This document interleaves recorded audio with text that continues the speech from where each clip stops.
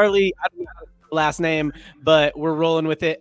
We are going to get into maybe some arguments, maybe some debates. Who knows? Going to get into some marketing talk right after a quick word from our sponsors. What's up, everybody?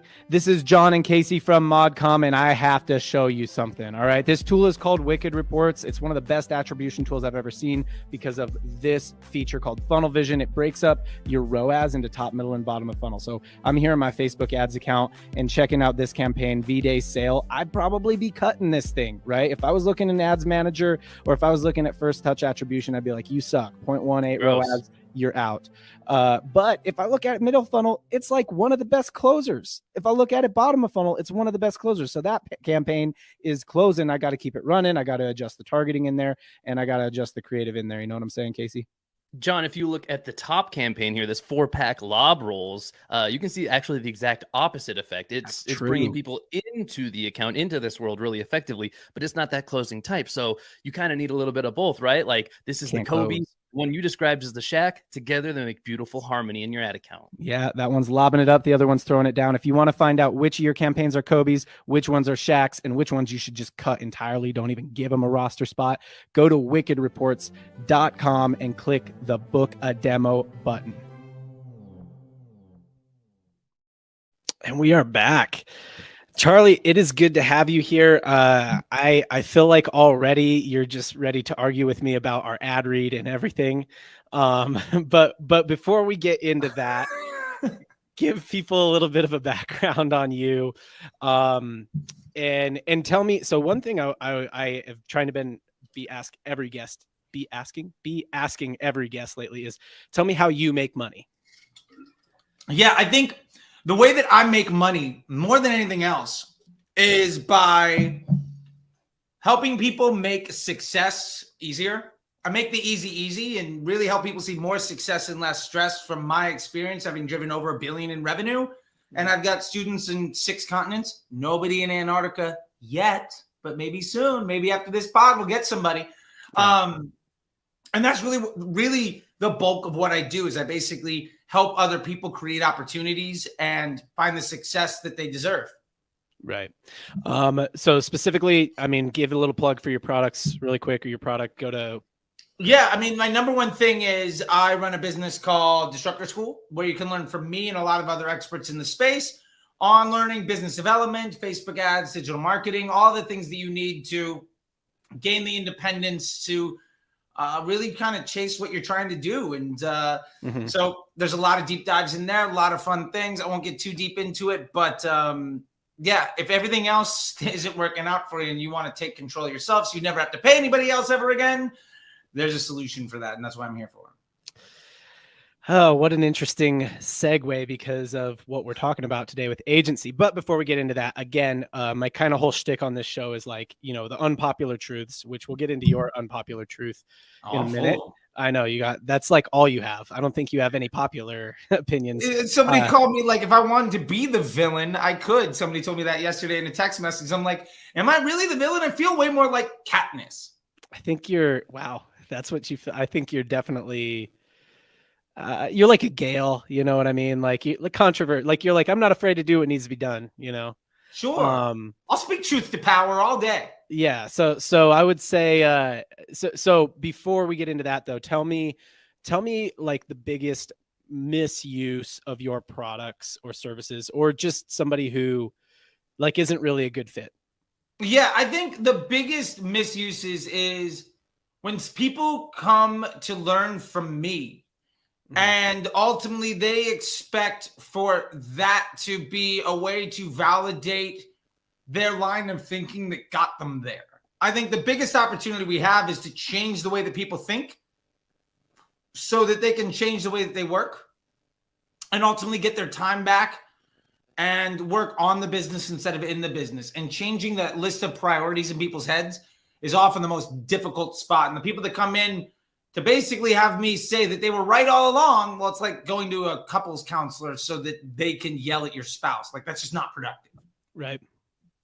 Yeah, makes sense. So before we get too into it too, if you guys are watching on the live stream, either on YouTube, LinkedIn, or on the Twitter space, if you have questions for myself or Charlie throughout the episode, drop them into the comments or the chat, wherever you're watching.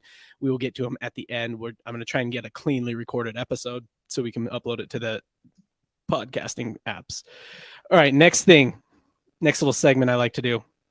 Tell me an unpopular opinion you have about business.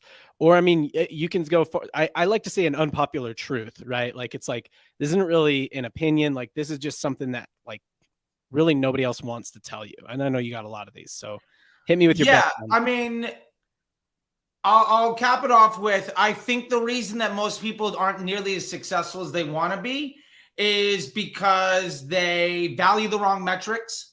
They ask the wrong questions and ultimately define success in a way that holds them back. And almost every problem that I run into with somebody is where they were successful because of something that they were good at, but ultimately the reason they can't get bigger is because of one of those issues. Now, it might be they value silly things like targeting or ROAS or MER, or they might be focusing on other like obnoxious things like pushing their attribution models and trying to change all sorts of other stuff. They might be, focused on LTV when their biggest issue is a second purchase rate or customer retention. I think people are just so myopically focused on whatever screenshot somebody put up out of context that is doing better than them, comparing themselves to other people's outsides. So I think that's the biggest pain point in coming in is just people are, again, asking the wrong questions, valuing the wrong metrics, and defining success in a way that ultimately inhibits their potential. Tell me about your background with, tell me a little bit about your background with drugs. So I was a touring musician and radio personality and addict for about 10 years, basically summer after high school for about a decade. And it got as bad as regular everyday intravenous heroin user. I smoked a lot of meth, did a lot of things there. It's easy for me to list off the things that I didn't do than it is for me to list off the things that I did do. And I think I got a lot of skills and life lessons from all of that. And I've tried to turn those into positives. And I mean, hey, look, we're in digital marketing. Yeah. Convincing absolute strangers to give you their money is at the core of what we do. And if there's one thing that a good self-respecting junkie can handle, it's that. So I got a lot of life experience. And, but yeah, so I now have 11 years clean and sober from that stuff. Don't drink, don't smoke, eat way too much sugar. But, if that's the biggest vice, then I think that. Yeah, that's pretty much my vices these days. Food, because I can eat. How did you get into it? Acceptance from others. Mm-hmm. I wasn't cool. The cool people did things. I had a little bit more money than the other folks did because I was like working jobs and was hustling even at like, in T-ball, I was the #1 candy bar salesman. And so I got a free Huffy every year. And I like, no matter what it was, I always had the hustle, always had the grind, always had that like thing. You know what I mean? Mm-hmm. So summer after high school, I was hanging out with friends and, I could be the guy that would get the 12 pack, get the bottle, get the bag, whatever. And as that grew, I knew that, hey, if I showed up with something to give everybody, people would like me at a very surface level, but I was a really insecure person nobody liked anyway. So that grew into physical dependency and identity issues. And I basically just covered all the things that were wrong with me by trying to fix it and all the other parts of other people. And, that leaves you extraordinarily empty. And, but for what it's worth, was effective for me to kind of figure out a pathway. Now, not a good one, but I definitely developed an identity where I hadn't had one before. What so tell me about the identity that you developed. You got into this whole thing really because you had a hard time like with acceptance with people, didn't have friends, and that's important at that age. And I think that, as adults, sometimes we age into it being a little less important to us. Like we kind of care less what other people think as we get a little older, or we get a tight circle of people who like, I only care what you think. Like, I don't care what everyone else thinks type of thing. But like, that seems like the self-work that you would have to do to get past that. So, I mean, tell me about that. Like, did you just have to get to a point where you're just like, I don't need to be accepted if it means being No, I mean, I gave up because my girlfriend that I was living with went to rehab and basically abandoned me. Mm-hmm. And then my dealer wouldn't let me do drugs at his house anymore because apparently I was buying too much. Mm-hmm. And I was shaking so bad from like DTs that I couldn't shoot myself up anymore. And my options are basically jails, institutions, or death. And I gave up. But it took a decade of that where, I mean, I owned a 5-bedroom house. I bought it with my student loan money in college. Mm-hmm. And like, I wasn't even welcome in my home with people that weren't paying rent. And I was like breaking into my own house. I gotten maybe a dozen DUIs because in Florida, it's like a fine. Like they don't like, it's not like California where it like matters. And, so those things all piled up, you know what I mean? But that's kind of at some point what gets you to where you are. Right. And some people decide to go other routes, but so I'm like a fucking cockroach, man. I mean, so what happened? So tell me a little bit about because you just did a video about this on YouTube. So I'm kind of plugging that. So if you check out Charlie's YouTube, which is at CT Disruptor, right? Yeah. He has a video about this, but give me the quick rundown on how I mean, at some point, like you could not like physically even do drugs anymore, like without having someone else who would shoot you up. So and then that person wouldn't do it anymore because apparently I was buying too many drugs at his dad's house. Right. And so then it's like, what does too many drugs even mean? I mean, bro, I get it. This is enough for 3 people, but I have a habit. So like, don't judge me. You're the dude selling me. You're selling it to me. Let's not get on a fucking high horse here. Yeah. So, you go to rehab. What put you on this career path of running ads for people? And like, why is that? Like, do you think it is? So to me, I mean, this is a world where it's just very much like there's a thrill. I remember the first time I ran a campaign and like I spent some money, I spent $100, $500, something like that. And then like something happened because of it. Like, we made $1,500 or $2,000 or something like that, or we got like all of these. For me, it was like I was running a local retail store and we spent a few $100 and we got like so many people to this live event at our store, and we did like 10 or 15 grand in sales that day. So the ROI on it was insane, but it's a little bit different when you're doing like get them to an event, and sure, you can bake them a little bit better with a retail store. But I remember that, like, that's almost like there's like a little hit there of dopamine. I think maybe not to the degree as heroin, the same degree as heroin, but probably not. But it's not terribly dissimilar. Like, I mean, you're filling the parts of you with stuff. Yeah. Right. I think it gives you the self-worth, right? Like, because you were looking for your own identity and self-worth in something else, right? Yeah.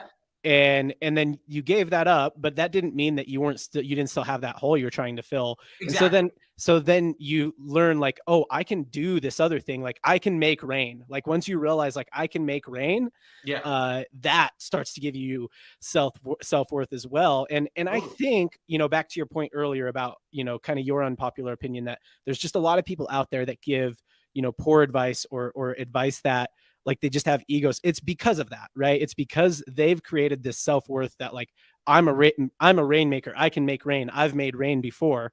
I've made campaigns that make money before. So like, it's very hard to kind of like swallow that and say like, but I'm not able to do it anymore, because it's not just a matter of like, oh, let me, have no ego and be humble and learn. It's more of like, this is my identity. This is the way I've self-identified myself. Right. And so I think that all that to say that I think that it's it is a relatively natural career path. There's probably other ones as well. But yeah, I think ultimately there's some juice to it. It's exciting. Like, I combined a lot of what I would consider like commodity skills over the course of my life to that point. Yeah. I was able to combine them into some sort of undeniable value. And I also put myself in situations where, like, I mean, I got my first gig in social media. It was my first real day job. I was like 29 years old, $10 an hour data entry at some agency. I got fired within 3 months. I took their biggest client with me. I started another agency. We won the pitch on AMC, got fired from that job, even though I started the company because my vice president was like also the attorney that wrote the contract. And basically it's like, as soon as we got 100 flowers to sign on the dotted line, I was no longer an employee. And then got a job running paid ads for like Jamba Juice and stuff because I was running stuff for my own band after a guy fired me because he put $100 into Facebook. So I started putting my credit card into Facebook and running things. 6 months later, I was filling up like Comic-Con speaking events for Jay and Silent Bob. 9 months later, I was running $1 million a day for like CBS and Nissan. And I got to the point where I could make a show win sweeps. I could sell out. I could book every day, morning till night at car dealerships to do test drives of a car that hadn't come out yet. I could make a video game the #1 title in the country. Like, I had direct control. And when you're spending 7 figures a day, like, you see the impact of that stuff pretty quickly. And I was also a really bad employee. Like, I was constantly running case studies where they wouldn't allowed, and I was sharing it in a way that was frowned upon heavy in that establishment. And I got fired from agency and agency and agency. But as a result, I got to learn from the smartest people in the room from like a dozen different rooms.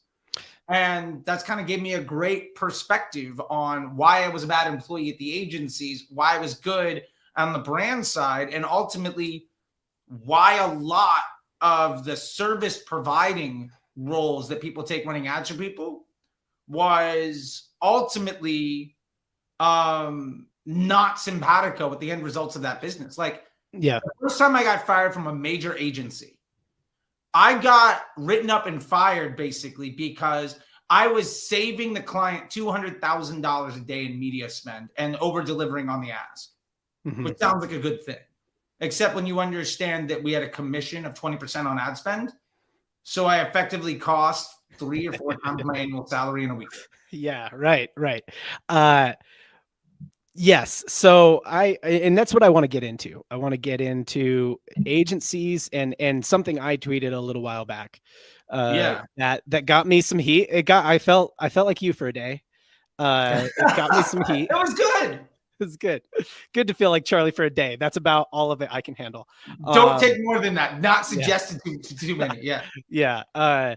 So and it got some heat before, and essentially what I said was, what was the exact words I said? I think I said something along the lines of, you and your agency's incentives will never be fully aligned.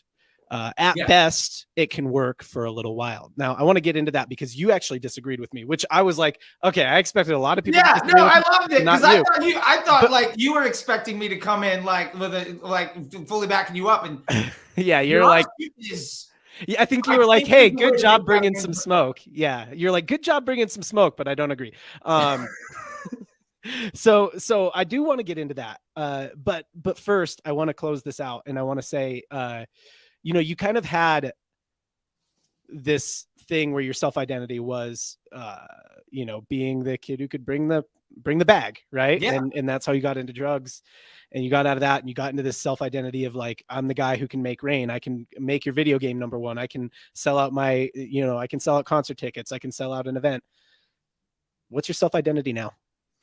I think my self-identity now, if what I hope it is the guy that after a long time of being in this industry is maybe one of the first people that is actually honest with others.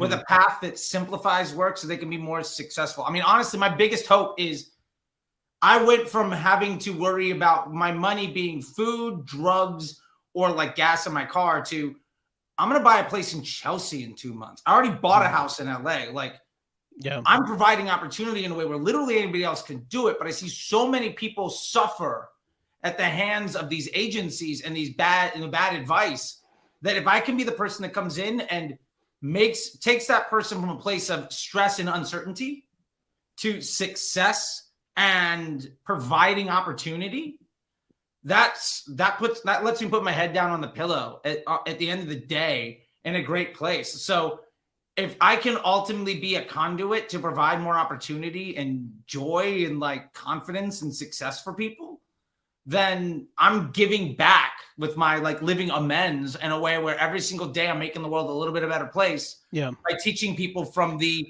literally hundreds of millions of dollars of mistakes that I've made. And somebody should do that. So tell me why you disagree with me that the agency model will never fully be aligned with the client's revenue model, or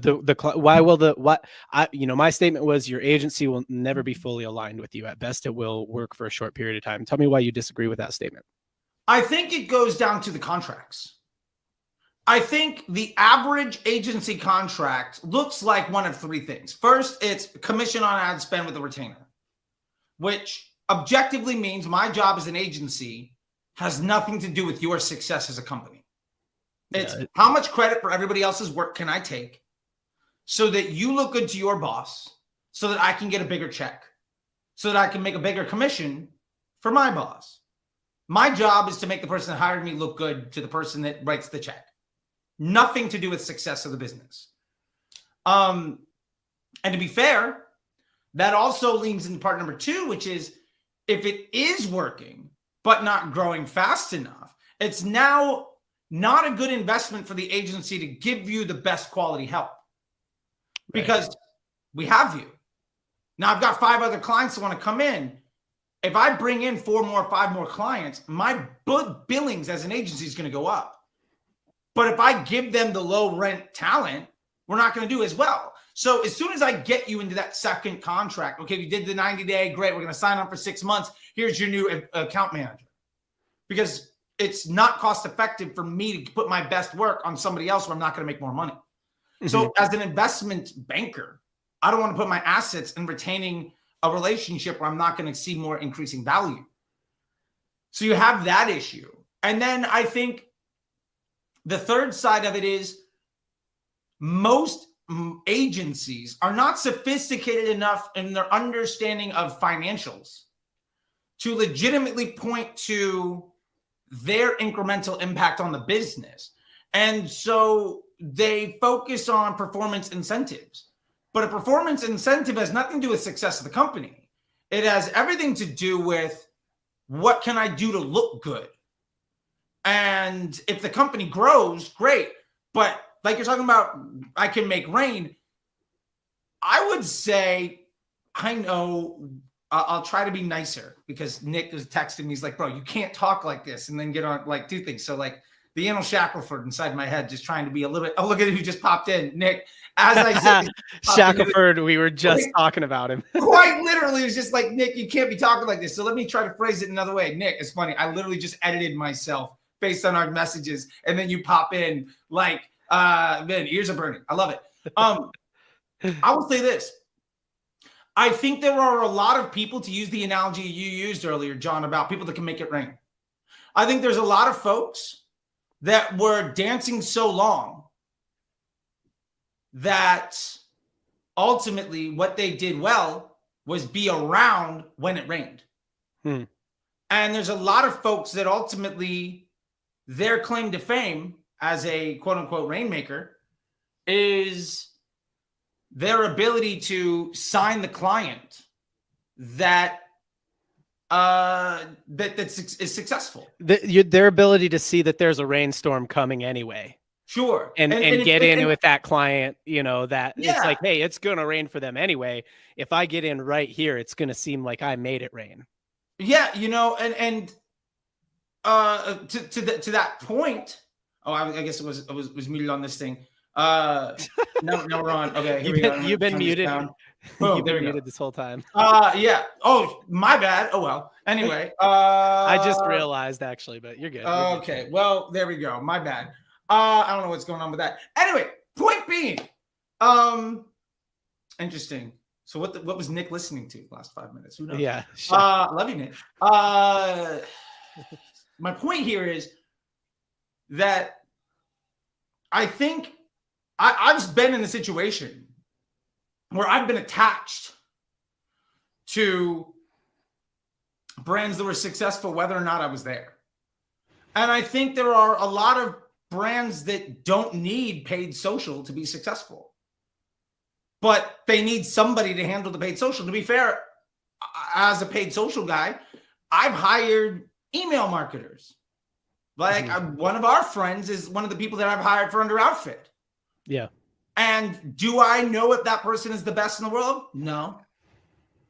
Do I have confidence they're going to do the job as they describe? Yeah. And I just need an executor.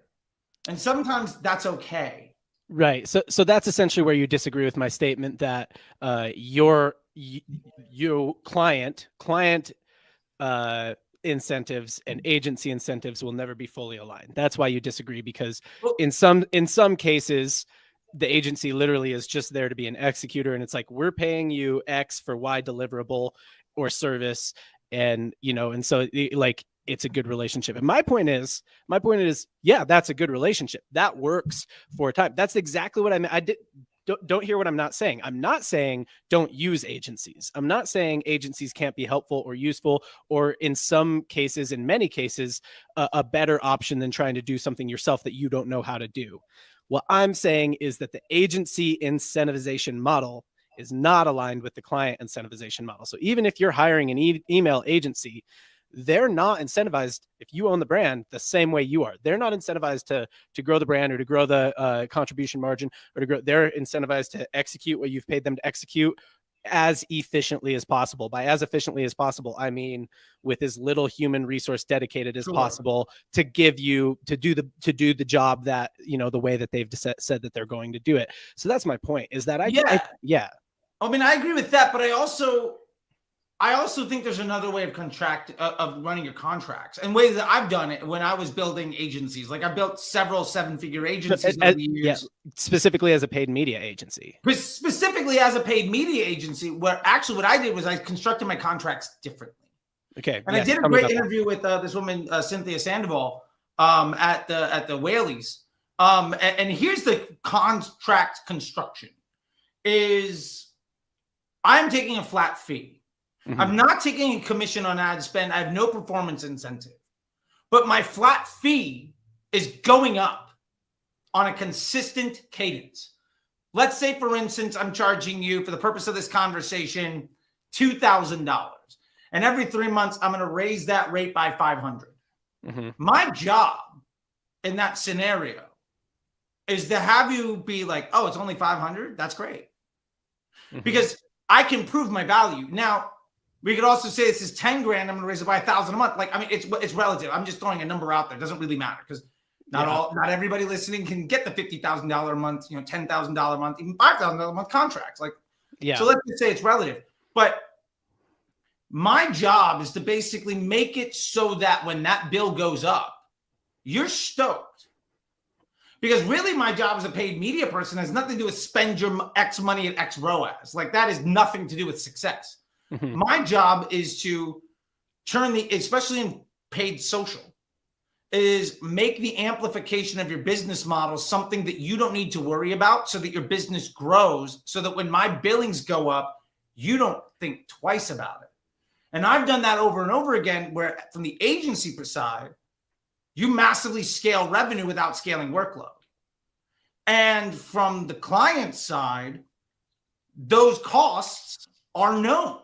And there's no bill at the end of the month, and there's no conflict around like ad spend. And I don't care about attribution or credit or anything. Like, what's my ROAS? I don't care. Did us working together net positive for your business? Are you making more money now than when we started? Am I the reason that there's a struggle in your business?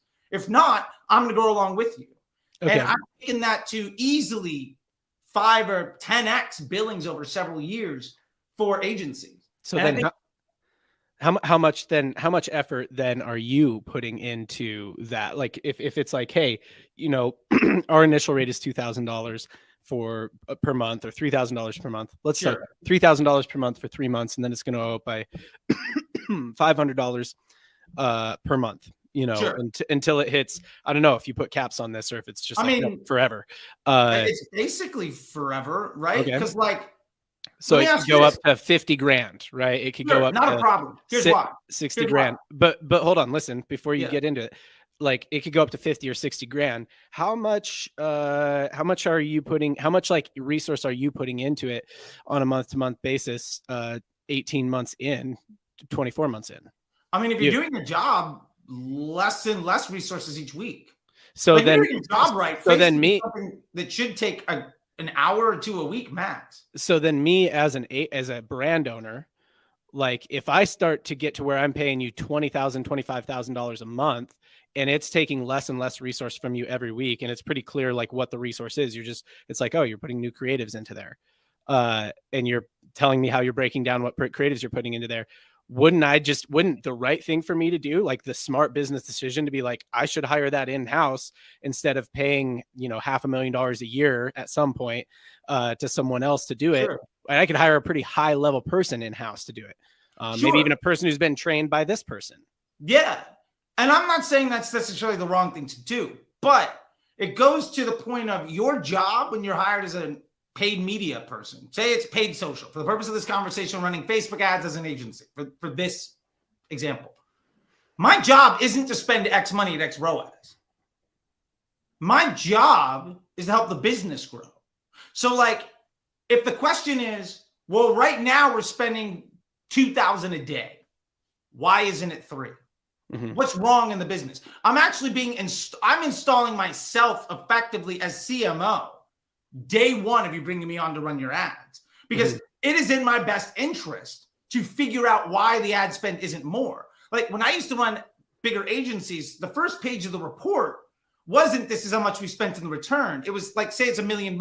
This is what we could have done with 5. Second page, this is what we could have done with 2.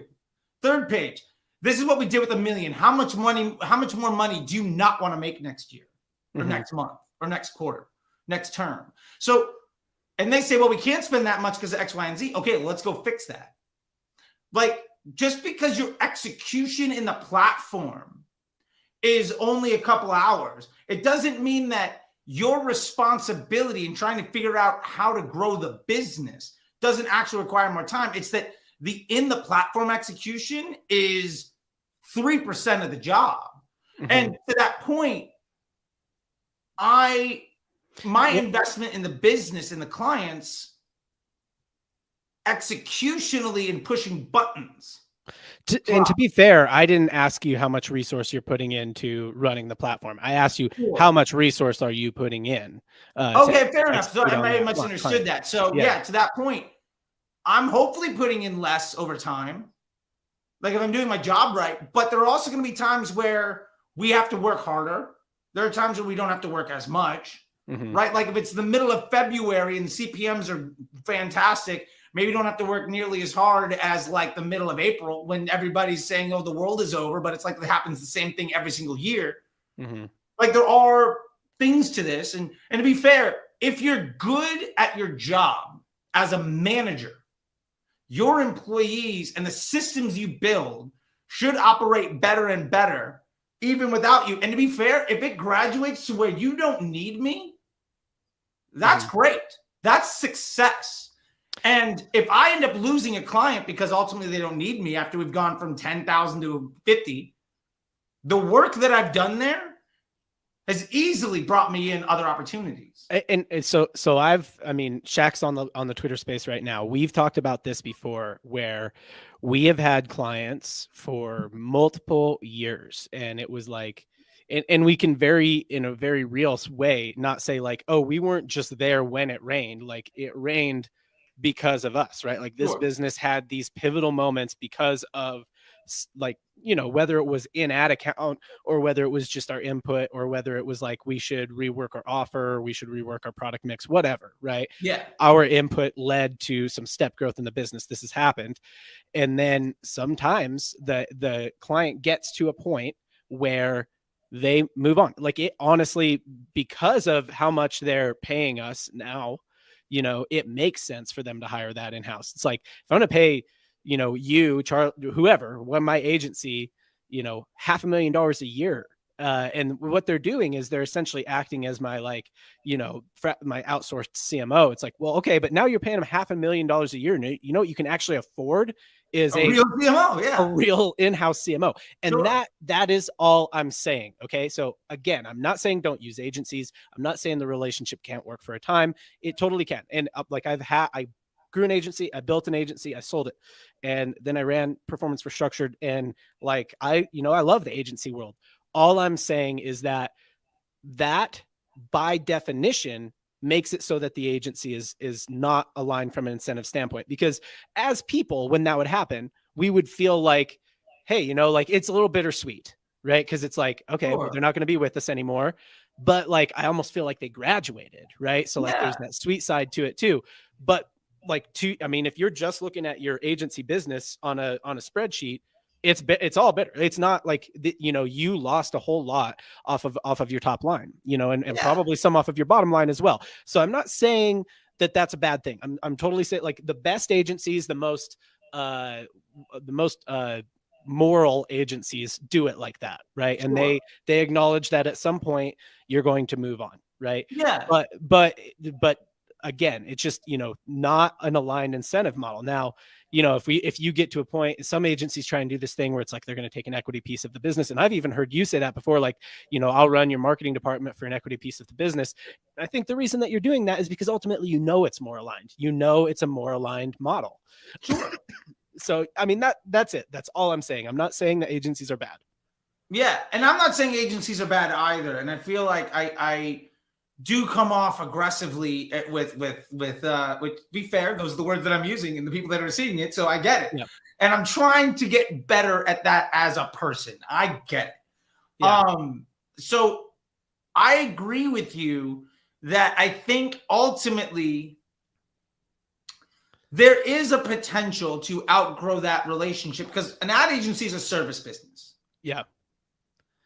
But some service businesses, like, the relationship can change, but I would push back and say, like, if you look at it as, you said, oh, I'm losing top line. And in that scenario, you're 100% right. But if we have 5 clients for $2,000 a piece, when we're starting off, right, and we're making $10K a month, first off, mazel tov to you if you're doing $10K a month. That's fantastic. You convinced 5 people to put the future of their dreams in your hands, and that's amazing. If you grow a couple of those to 5, 6, or 10,000, etc., and you lose one, looking back at it, you might lose that $10,000 a month client, but your net grew from 10,000 a month to like 50 or 60. So you lost a little bit, but also the quality of the relationship. And when you start somebody new, they don't necessarily start at the bottom.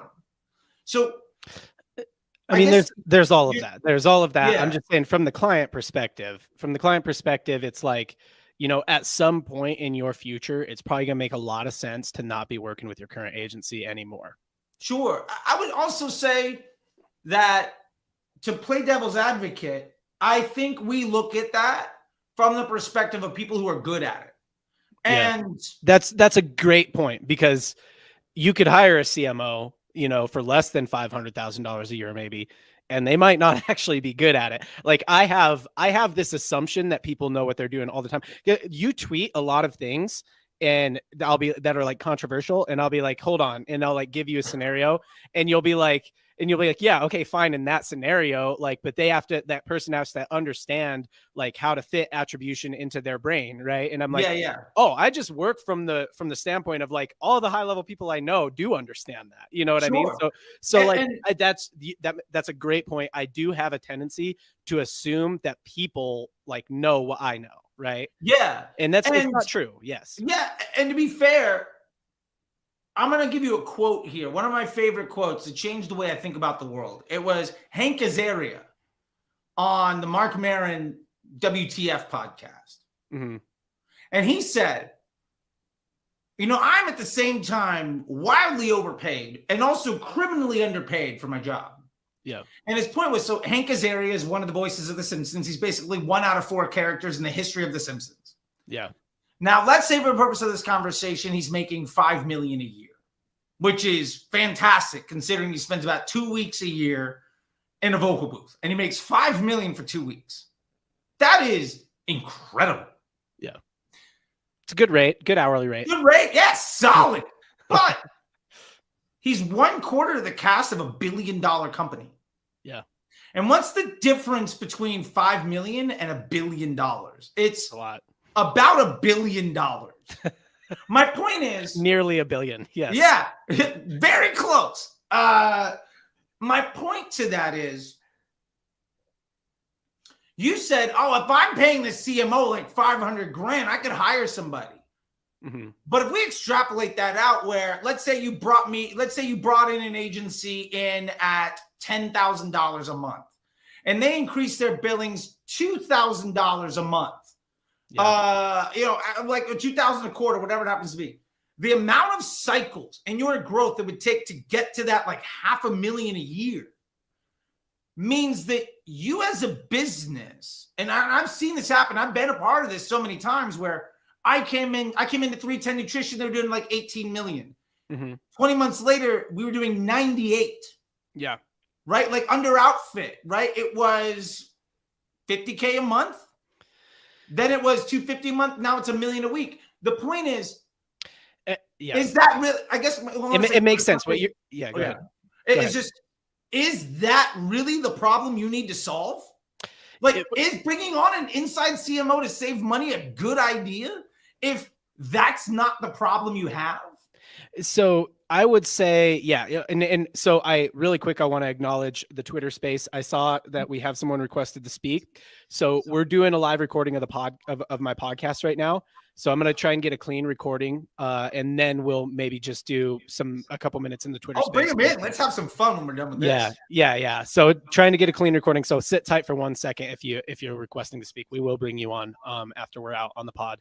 So yeah, but to your point, I think it's a good point, because essentially what you're saying is like, okay, I get that you're paying me $500,000-$600,000 a year now, but like your business does 50 million or 100 million a year. Like you really care, care that much about bringing me from 500,000 or 600,000 and saving, a couple 100,000 and doing 300,000. Like when we're the ones who've gotten you, like what if that's a detriment? What if that slows your growth curve, or what if that person isn't aligned, whatever. Yeah, the opportunity cost of saving 200 grand on a 9-figure business is absolutely a bad investment. You're not wrong. You're not wrong. But I think that there's another side of it too, that when a company grows to 100 million, an outsourced CMO, like they do get to a point where an outsourced CMO just doesn't really cut it anymore. Like somebody's got to be there. Somebody's got to breathe the business a little bit more. So again, I'm working from a space of like, assume it's one of your students. You know what I mean? Assume it's someone who's like, they're going to come in,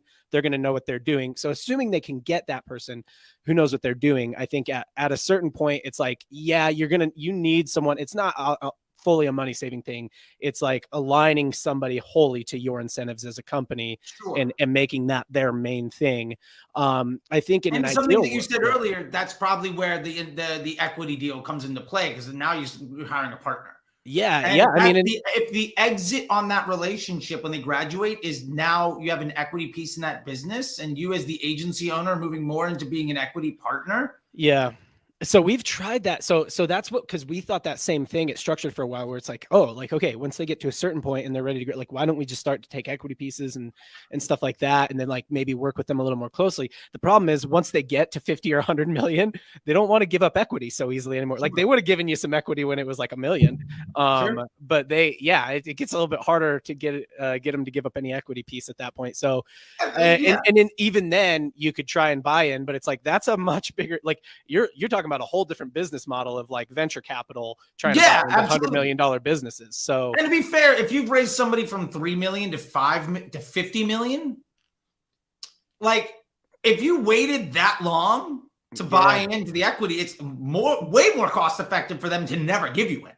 Right. Yes. Like you could have bet on yourself a little bit earlier, but that's always hindsight. Like there's no way to know that. Like I've been lucky in the equity deals where basically like that was on the table because of the relationship. Yeah. Where we said, hey, look, this doesn't make sense to do this monthly thing. And for what it's worth, most equity deals that I construct are based around, as the equity vests, the rate drops and inverse relationship. So we're simpatico as it grows. We do have one person requesting to speak in Twitter Spaces. If you have any thoughts on this agency deal structuring, because I think we're kind of on the same page here where we're saying like, yeah, okay, look, in terms of financial incentives, it doesn't fully align, right? But like there's ways to make it work a lot better and some ways that it doesn't work very well at all, right? So if anybody if anyone else has cracked this, I'd be very interested. And this is something that I've had endless conversations with Mr. Shackelford about, like, how do we actually align? Because it's like, we want to do great work for our clients, of course, but the best way to grow our business is actually to do much more processized work for our clients. That's going to give them, it's just not specific to them every time. Right. So, or to focus in on one thing, like, hey, let's, get really efficient at running ad accounts, but not really dig into their business, because it takes somebody with a brain to be able to dig into different businesses and understand like what's going to be the big growth levers here. So and that's ultimately your business model, right? Like if you make the choice that we're going to handle accounts at scale, that could be one model. Your model might also be, we're going to stay small and just buy into equity, where you're effectively a media buyer, rent to buy to VC type of relationship. Like, right. I've seen those things work tremendously well. I think and to be fair, what we're talking about is different ways to be successful and happy. And some of those bake in depreciation. Some of them bank on your hit rate's going to be low. But I think it's about risk diversification. I think it clarified for me more when I stepped away from agency, or when, since I've parted ways with Structured, and it's like I'm doing more now of like, I'm only working with a couple brands as sort of like this fractional CMO. And for most of them, some form of equity is on the table, or some form of partnership with my own company that will mutually grow. Right. It's like, they're going to come on as, we're going to collab with them with one of our podcasts or something like that, and so there's going to be some kind of mutual growth there. And I think that's where it really like, okay, but the way that it's like very tight, and it's like the best way I've seen to grow an agency, if you want to grow an agency, is to go get more clients. And if you're not doing that, you are to some degree sacrificing your own business and your own like kind of growth and for something else. Whether that's your perceived like the quality of service you provide, which it's a noble thing, and it might make you happier to do better work for fewer clients. But like to some degree, you're like actually kind of acting in a way that's like counter to your financial incentives as a company. Sure, but I would push back on that just 1 second, and I know we have people here, so we can go to them whenever you're ready. I have a couple more things I want to hit on. Okay, cool. Go ahead. I didn't want to like step on your toes and just keep people waiting, because I didn't want to be that guy. So about what you were saying, I don't disagree. I would say though that I know plenty of people that run businesses that have a lot of revenue that don't make much more money than when they were working a lot less. And the revenue of the business has nothing to do with the take home of the people that run the business. Like, I remember working at a company that I took to an 8-figure business, like 50 million plus, where my day job plus the little agency I started on the side at my desk, I took home more from the agency with 3 clients. Yep. No, Shaq and I talked about this the last time he was on the podcast. There's a point with especially media buying agencies, and a lot of times they'll book time with me on Mentor Pass, and it's purely because I was at Structured, right? And they'll be like, "How did you do it? How did you grow Structured like this?" And I'll be like, I'll ask them a couple questions, and pretty quickly I'll be like, "Oh, okay. So you've got right now." They won't have told me any of this information. I'll be like, "Right now you have about 3 team members, right? And you got somewhere between 7 and 12 clients, between 3 team members." And they're like, yeah. How do I scale it? And I'm like, you're making more personal income now than you will like 4 or 5 times this size. And you're having more fun and you're doing better work. So step number 1, ask yourself if you want to scale it. And I think somebody in the chats just said, is moving up market not possible? I think it's a whole other well, right? Like it's based on an unproven premise that we can go get a completely different kind of client than we haven't gotten in the past. We don't even know where they hang out or how to talk to them yet, if this is the kind of client that we've gotten, right? Especially if you already have 50, 60 mouths to feed in your agency. I do want to move on from this because I want to call out a couple tweets. Let's do it. That we're gonna maybe argue about or maybe not. Oh, I love it. I feel like spicy meatballs are coming, and I've got no pasta. Yes, no pasta. Okay. Tweet number 1. Seeing a lot of really nice guys, quote unquote, running companies that an F ton. Sorry, I try not to swear, but you can swear. It's okay. Once I apologize. It's okay if you swear. I just try not to. That do a ton of harm to brands and the careers of marketers. They run agencies, have masterminds, etc. So curious, would you rather spend your time engaging with a nice guy with bad advice, an honest guy with great advice, an alpha male with bad advice, or dog shit advice? You know what I mean?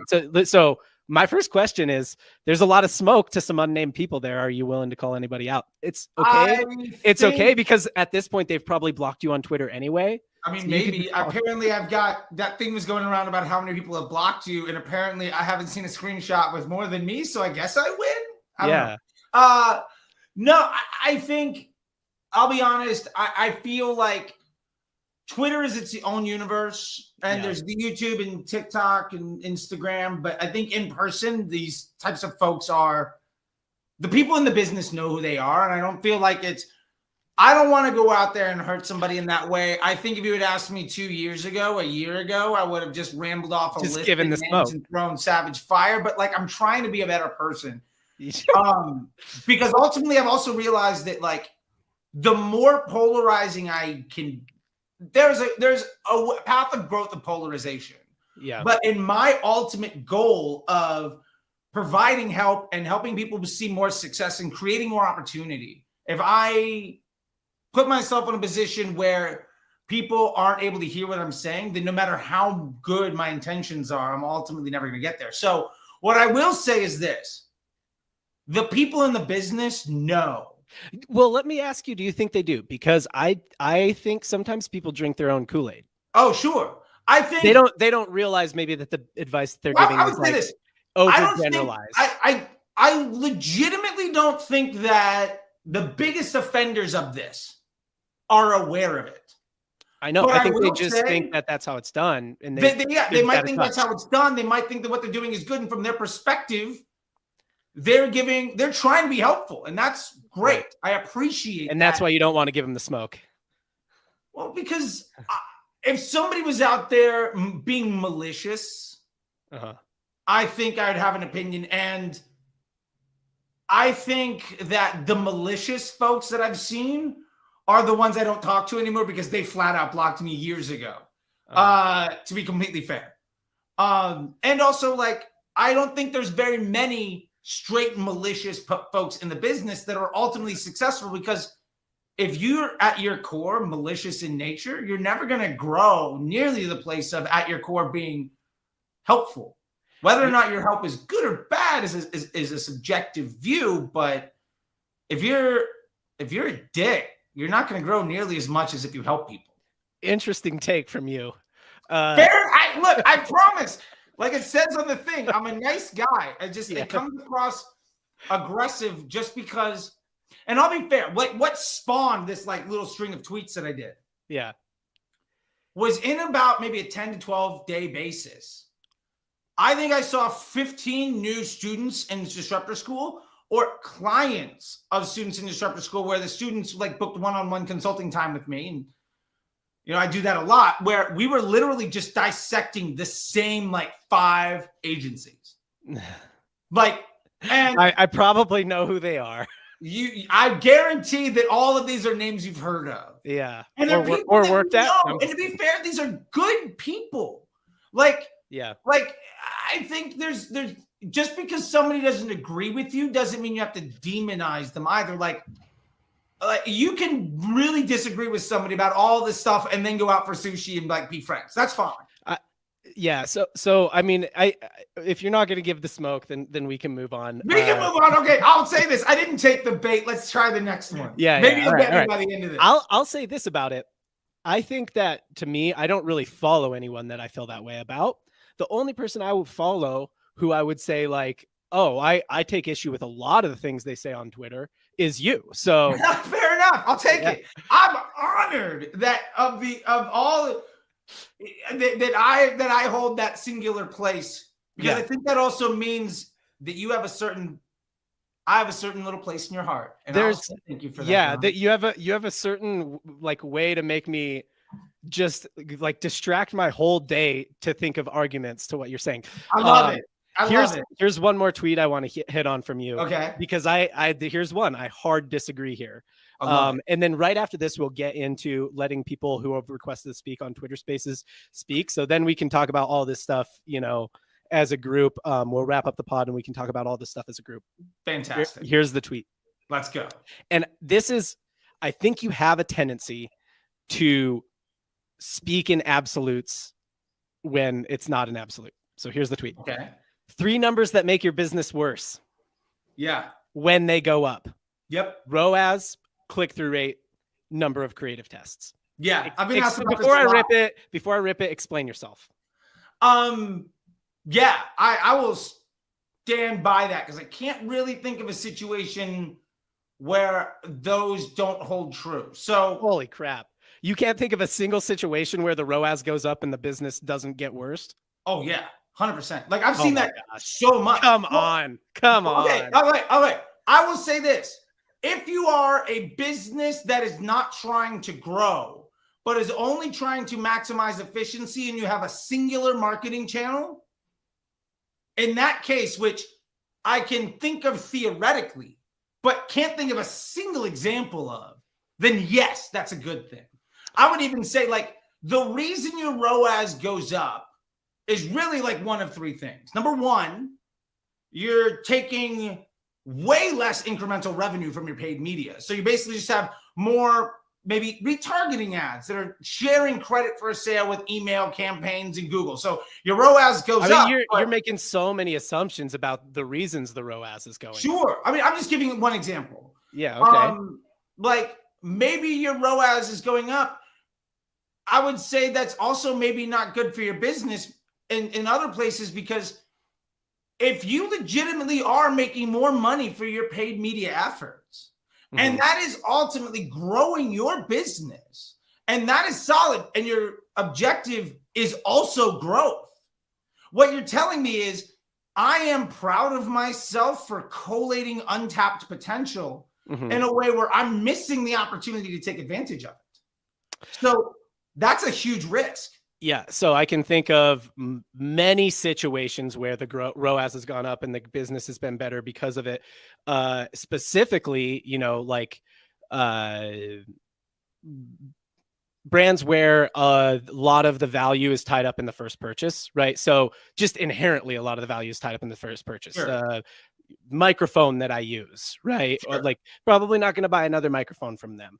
Or basically any kind of backyard game, crossnet, cornhole, those kinds of things. Lots of the value tied up in the first purchase. And typically what happens is the ROAS gets better and it's like, oh, we have more room for scale, and they scale into it, right? The ROAS getting better is just a signal that they have more room for scale, and then they scale into it. So yeah, I mean, I can think of a lot of situations where the ROAS goes up and the business gets better because of it. Furthermore, even if they don't scale into it, I think of a lot of situations where it's like we're literally selling out of all of our inventory all the time, right? Yeah, so that's a huge problem. That's the ROAS going up in that case until we get that problem fixed is making the business better because it's giving us more working capital. Yeah, but in that use case, for instance, that's a ton of use cases. That happens so much with growing. Sure, business. Yeah, but that tells me you've got a tremendous business problem. And like what you've done is not only the ROAS going up didn't make it worse. The ROAS going up didn't make it worse. You already had it.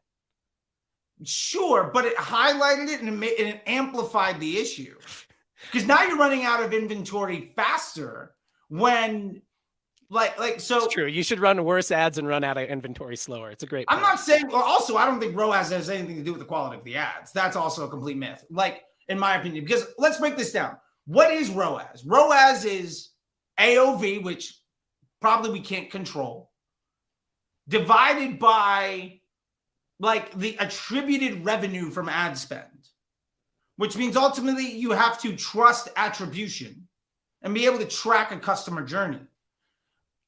I can't tell you so there's a number you can't control divided by a number you can't trust gives you really, really bad information to take action on. So like if you roll, let me ask you this. So what you're saying is that it's not, so what you're saying is that ROAS isn't as unrelated to business success. Yeah.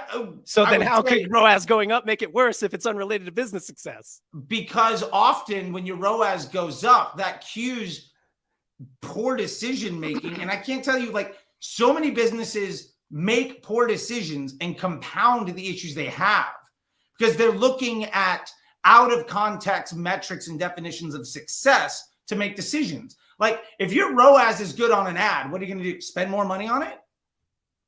Potentially. Like that would be I think that a lot of people have the maturity to know what ROAS is at this point, or what CPA or how much they can trust any given metric in any given platform. Now, I mean, maybe not a few years ago, but now I think a few years ago had the same lack of validity. Yeah, I don't know that. I bet, but we're not speaking about a few years ago. We're speaking about now. Now, I think a lot of people have enough maturity to know, like, just because any given platform, whether it's your attribution tool or the platform, the Facebook platform or whatever, says something does not mean it's true, right? And so proceed with caution no matter what.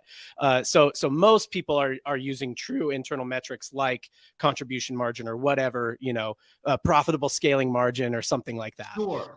So I would say that describes a lot of use cases now. I do want to move off of this topic a little bit. Sure. Okay. But one more thing. I think CTR is unrelated to business success. And so I don't think CTR going up can make your business worse. I would disagree. I think it's just unrelated. I would disagree. And here's why. I was having this conversation with somebody today. Why does your CTR go up? Generally, your CTR goes up. You think it's because the ad's better. Generally, your CTR goes up because the denominator gets smaller. CTR is clicks divided by impressions. If your ad is good, your impression count, the denominator, will grow at a rate linearly faster than the numerator will. So a good ad that's good for your business will inherently have, depending on the business objective of that ad. You believe it'll have a lower CTR because it'll reach more people who are less relevant. Yeah, if my ad is good, I'm going to have a lower CPM because your cost of inventory is directly dependent on your relationship with the platform and meeting the business objectives. So if my CTR goes up because I have an ad that has a great ROAS, probably what's happening is I'm smashing my mid and bottom funnel in a way that is not sustainable, and I'll get a great ROAS to the point where I go out of business. So okay, that's actually like a way better, I think, more defensible way to say it than what you have to realize. Gotcha. Well, I have so many characters. But the main thing I disagree with, and I think the issue a lot of people have with you on Twitter is the absolute. Like in every circumstance, when the CTR goes up, the business gets worse, right? There's no way that that's absolutely true 100% of the time.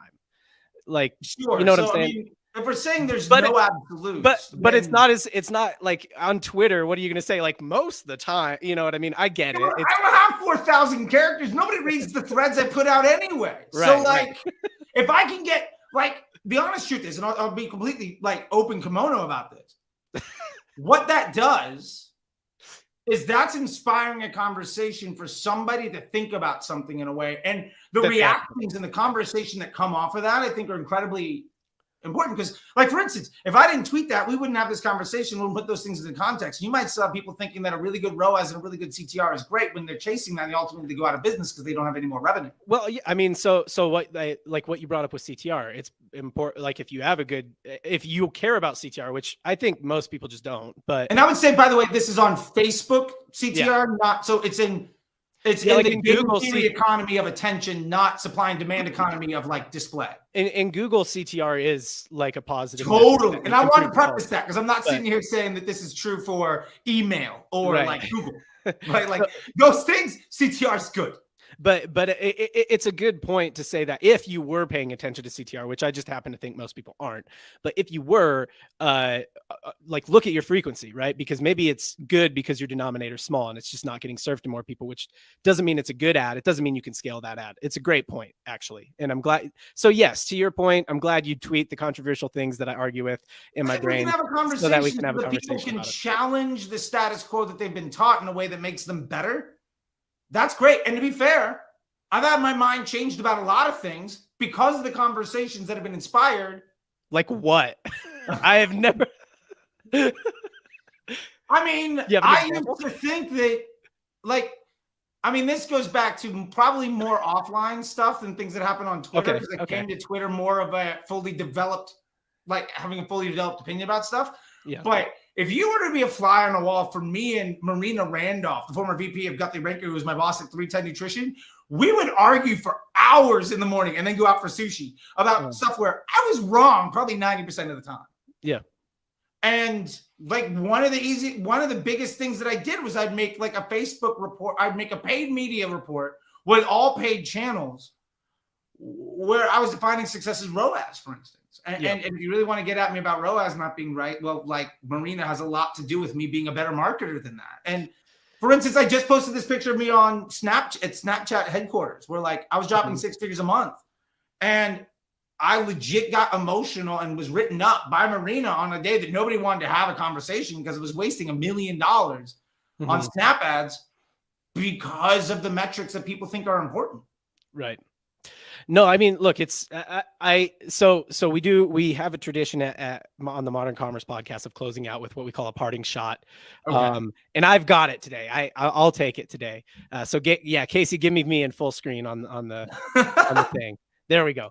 All right. So my parting shot today, if you take one thing away from this, the biggest thing I would say that you can take away here is debate and disagreement is healthy, right? So as long as everybody is coming from a place of good intention and everybody is just trying to win and win together. You know, one of my favorite people, the people who listens to this podcast, says, you know, there's enough for everybody to eat, and that's just the truth, right? So if you disagree, if you're debating, if you're arguing with somebody, as long as you guys are both coming from a place of good intention and trying to, help the industry, trying to help yourselves, trying to learn, I think debate is a healthy thing. Yeah. All right. Yeah. Let's do it. I love it and I'll agree with it. And what I will say is I love that you and I can have these types of conversations. Yeah. There's a lot of other people that I have these conversations with. And I want more of this engagement because the honest truth is neither of us learn anything from being told that we're right. Yeah. Well, Charlie, I appreciate you being on the podcast. Everybody, if you're on YouTube, you can check out. I linked his channel up in the description. It's CT Disruptor on YouTube. He's got a pretty good YouTube channel. It's all right. It's pretty good, I guess. Thanks, man. Hey, look, I'm doing a thing. I was like, yeah, he's doing some stuff over there. Just check it out. It's helpful if you want to learn how to do digital marketing. Yeah, it's really good. It's really good. I should pitch it a little bit better. Oh, thanks. It's all credit due to Dara Denny. She gave me her editor, and I exploded afterwards. So, I know. I met that dude. He seems pretty legit. Miguel is legit. If you want a video editor, I'll give you his information. Like I don't make anything off of it, but he's a dude that's doing really good work. Yeah, and he can handle more bandwidth. So I can only shoot so many videos a week. Definitely check out Charlie's YouTube channel. And here's what I'll say about the Disruptor School. I think that what you're trying to do, you're trying to put a good product out into the world. My disclaimer for Disruptor School, before you just go and buy in and become a Disruptor School student, consume Charlie's content somewhere. Totally right. Because if you go in not having known and not really knowing what you're stepping into, it's going to feel like a minefield. Yeah, I will 100% agree with that. And I don't want your money right away. Absorb all the free stuff. Like I would say personally, my goal is to have my free stuff be competitive with what most people are charging for. And when you're ready for more, you can come to me for that. Yeah, absolutely. So everything should be linked up in the description of the podcast app or the Spotify or the whatever you're listening on or watching on. If you are on one of the audio apps, please rate and review. That's very, very helpful for us. If you are on YouTube, please subscribe and hit the bell so you know when we go live and have discussions like this. Charlie, it's been good having you. Really enjoyed it. We'll sign off on the podcast now, and we'll head over to the Twitter live. Thanks, man.